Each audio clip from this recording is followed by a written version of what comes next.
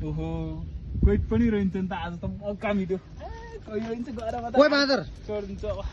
ओइ बाँदर आरुको रुखा हाम्रो आरु बेच्न पर्छ त किन चढेको चोर चोर चोर हेर वा चोर चोर हेर हेर हेर हेर त्यो बाँदर त्यो बाँदर भन्दा नि अर्काको आरुको रुखमा चढेर त्यो नटी भाइ त्यो आरु टिपिस भने तँलाई यहाँ बाँकी राख्नु छैन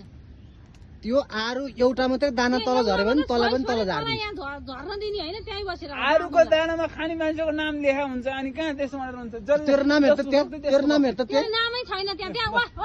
फेरि टिप्छ लेखा छ यहाँ लेखा है त्यो आरुमा लिखे भनेर लेखा देखाएस लिखे भनेर देखाएस छ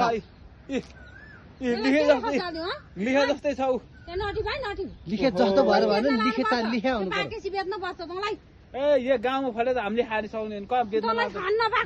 दिदैनौ हामी त खान्न बाटाको वरि त्यहाँ हैन यसलाई पैसा चाहिन्छ नि भोलिबाट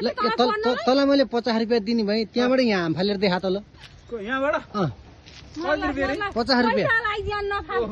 पैसा कमाउला भोलि पर्सि ल हो मैले तँलाई झार्ने आइडिया लगाएको 50 रुपियाँ